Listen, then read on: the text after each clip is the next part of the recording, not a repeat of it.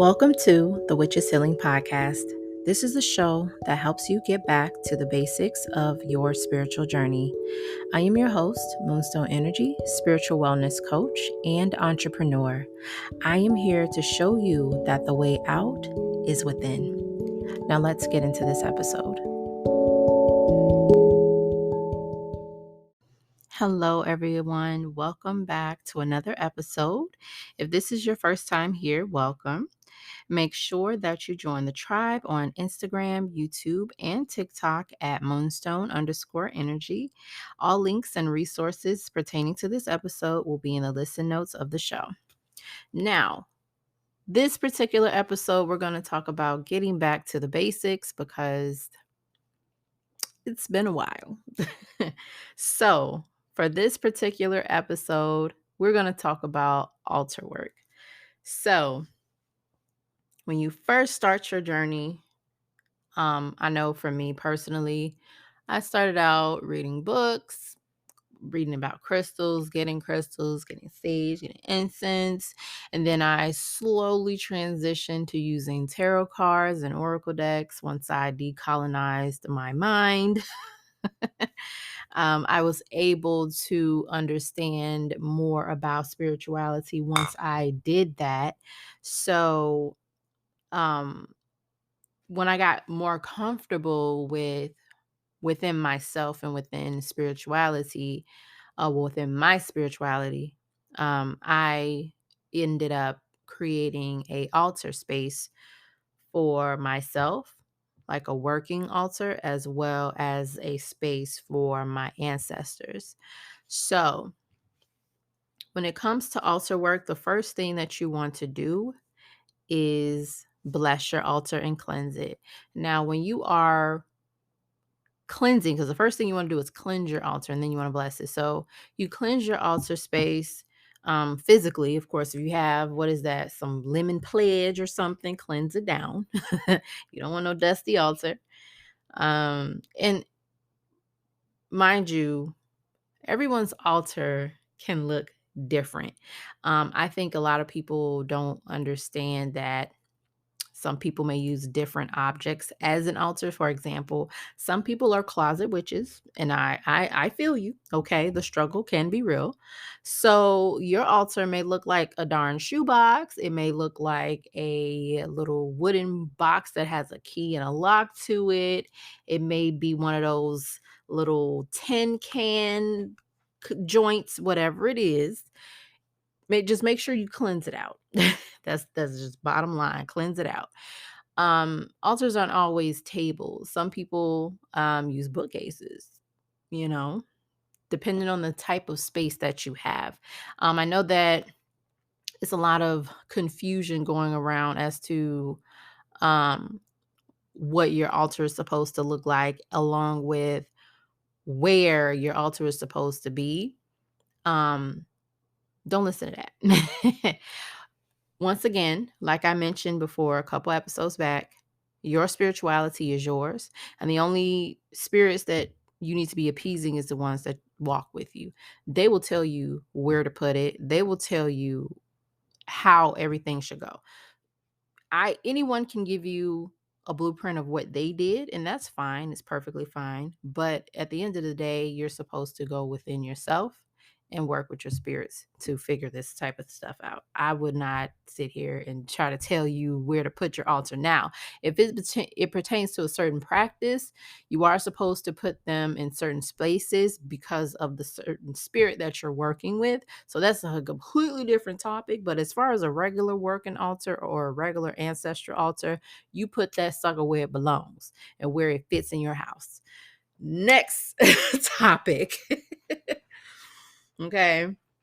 Spirits don't attach themselves to one spot. They can move.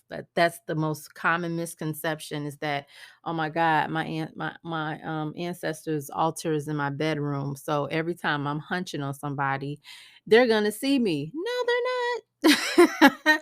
Let's move along. Now, when it comes to cleansing your altar, cleanse it with regular lemon pledge, whatever cleaning solution that you have.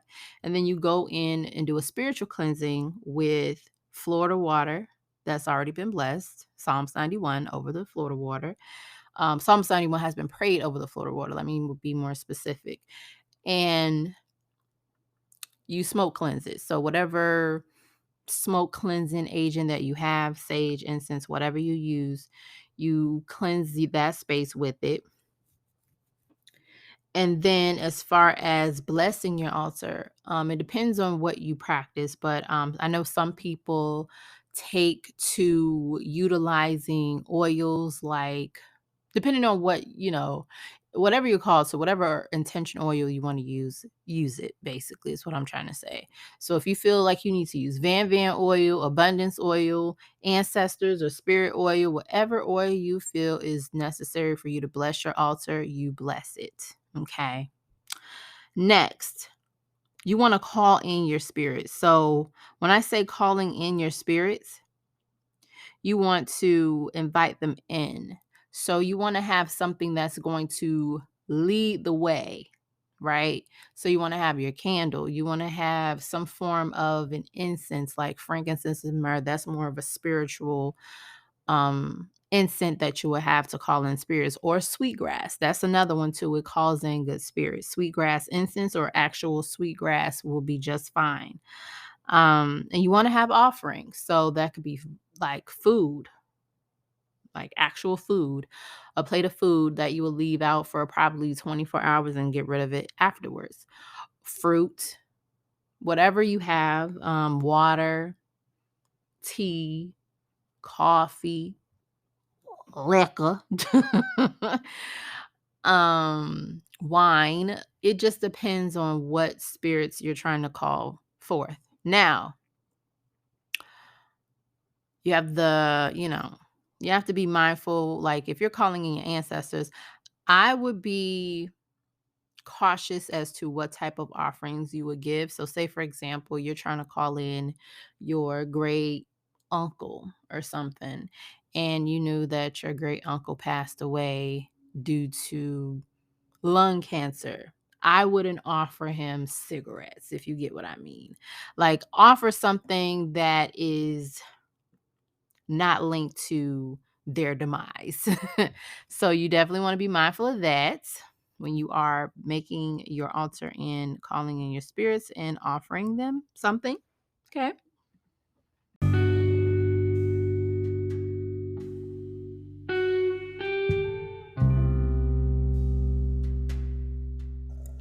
I'm going to dive back into this episode in one moment, but I had to interrupt and let you know that you are not alone. You are loved, and most importantly, you are supported. If at any moment you feel that you need guidance or mentoring, you have resources available to you, love. Please visit moonstoneenergy.com and book a one-on-one spiritual coaching session or an intuitive reading, and let's get you back into your power.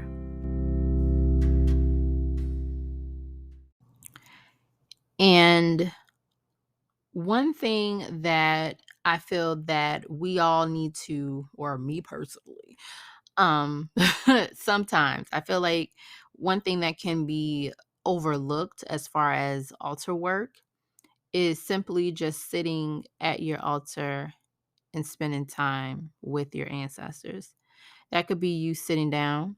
That could be you journaling. And that's another thing you would want to put in, well, incorporate into your altar work is a journal. I highly recommend that you have an ancestor journal, not a, this is not a journal that you would have to speak with your ancestors and to just journal out like, oh my God, my boss blew me, stuff like that. Like designate a journal for your ancestors, because essentially this is a literal portal for you to communicate with them.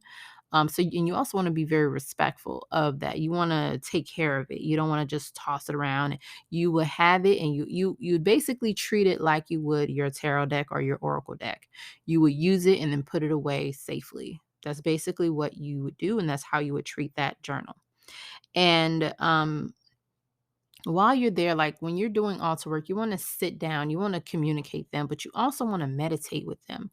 A good ancestors meditation, spirit guide meditation is definitely called for. And even if you're not,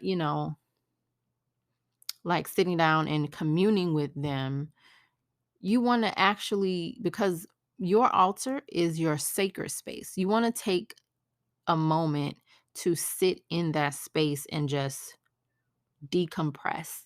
This is a space where the physical meets the spiritual realm. So, this is, if not any, like, other sacred space there is, like, this is like one of the most important spaces that you need to be in to like meditate. I feel like this is a really good space to do that, especially if you're looking to do like a personal, like a stress reliever, meditation, ancestor meditation, chakra alignment, something like that. That would be a good space to do that in. And speaking of meditations, as of this Friday, February the 10th, let me just triple, quadruple check because I got these things written down. So, yes, so on February the 10th, I will be releasing subscriber only content for all my, my lovelies that really enjoy my podcast, that would like to subscribe to the subscriber only content. I want to make it something that is going to be a part of the healing process, but also beneficial to you as well. So for $6.99 a month, we'll be doing meditations. Well, you'll be doing meditations with me. So I am doing something I've been thinking of for a while, but it's like I wanted to do it, but I wasn't too sure if I wanted to do it. So I was like, you know what? I'm going to set this type of content aside for those that would be interested in doing it. Um, because I feel like this will be something that is very specific to a certain audience, if you get what I mean. So if you are looking for meditations of with different intentions, and if you're interested in private intuitive messages from me, um, and much more, I would highly recommend that you subscribe. The first episode is scheduled to go up on February the 10th, which is this Friday. So make sure that you subscribe, and I'll also include a link to the subscriber only content in the listen notes of this episode so that you can go ahead and get everything started. But yes, I would really, really, really appreciate it. I love podcasting. So I want to do something else that's going to, help the collective. So, yes, meditations with me. And also, one more thing that I want to bring into the mix is candle work. So, your altar work is just as important as you getting up, brushing your teeth, taking a shower, eating lunch. Eating breakfast, lunch, and dinner. Is it's just as important to work your magic at your altar as often as you can. I'm not saying do um, candle magic every single day or every week, because I know with everyone's schedule, it's literally impossible to do it in such a way. I'm not saying that you can't, because if you commit yourself to it, of course you can. I did it for a while, but I found myself slipping because there was so much going on in my life. So I had to slow it down. So I don't do candle magic as often, but when I feel I need to, I do it. And normally when I do it, I include a ritual spiritual bath for my shop into the mix. So like for me, um, when I have like a moment where I want to do more spiritual work, like healing, protection, like psychic protection, enhancing of my own spiritual gifts and things of that nature, I typically gravitate towards the Moon Priestess bath salt that I have in the shop, as well as the Crystal Vision candle. That those two things together help me to get more aligned on a spiritual level, and it also helps to cleanse out my aura, get me grounded, remove anything that is negative, and keep me in a place where I am receiving downloads consistently and effortlessly. Like, I'll get the information I need when I need it. That's how I set my intentions for that. So, yes, I highly recommend you to continue to work with candles if you haven't been doing that on a regular basis, or at least somewhat consistent basis, every other week, once a month, something.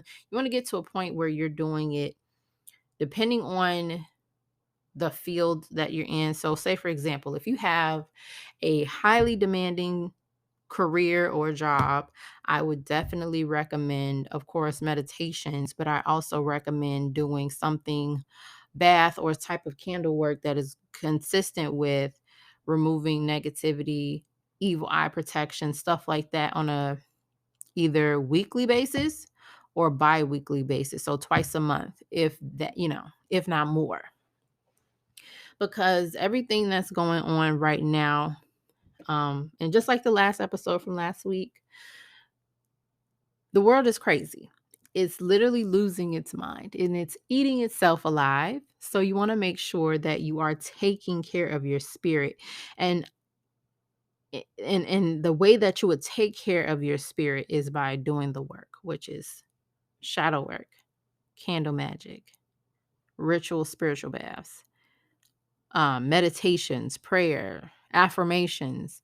Um, that's just as important as well. And that's why I not just with the subscriber content, but with the meditations, I wanted to incorporate that as well because listen, it is so much stuff that you can do in this world.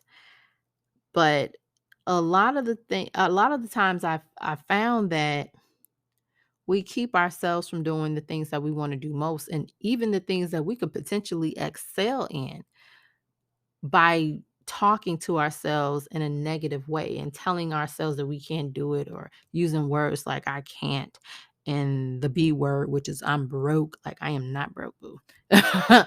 Even when I ain't got it, I got it. That's how your attitude should be. I don't care if your bank account is on zero. You got it. That's how you go from being in a lack mentality to being rich as fuck. That's just basically how it works. So when you constantly talk to yourself crazy, you're going to get constantly crazy ass results. That's just natural progression, right? You got to be careful with how you speak to yourself. Anytime anyone that is around me says something like I can't, or I'm this or that, I immediately interject and say, excuse me, but what did you just say? And they tell me what they said. And I say, no, that's not it. Because we're not going to do that. I don't want that energy around me. So I need you to correct yourself and say what it is that you really want. If you really want this, you're going to say it how it's supposed to be said now. That's how I operate. Okay.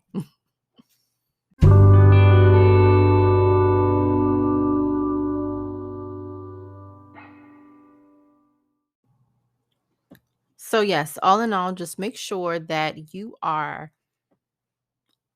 make essentially taking care of yourself as well as your altar.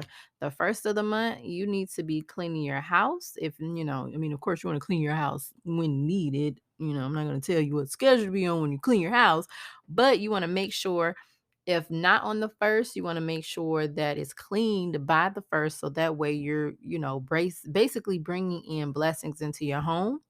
And you also want to refresh your altar around that time as well. Clean it off. If you have an altar cloth like I do, you want to make sure that that is clean, because it can get a little messy, oils and things get spilled everywhere. So you want to make sure you're cleaning your altar cloth regularly, cleaning your altar regularly, blessing things, cleansing things down, and setting up your wards for protection, and just getting yourself all the way together. But thank you so much for listening to this episode. If you are listening on Spotify, just make sure you let me know what you thought about the episode. Let me know what's going on, and make sure that you know what? Let me just put this out there. Please rate this show for me, please, so I can know what it is that you would like Give me some feedback so I can hear from you. So please, whatever platform, app, whatever you're using, take a second after you listen and rate this episode. Tell me what you think. And I also have the option, if you are listening on Anchor, you can also send a message to me to be featured on the episode. It could be a question about anything, honestly. Just let me know what you think, and I'll talk to you in the next episode. Bye.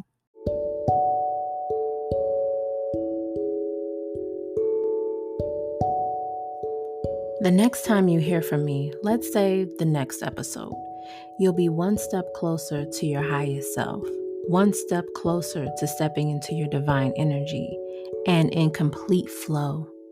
And so it is. Ache.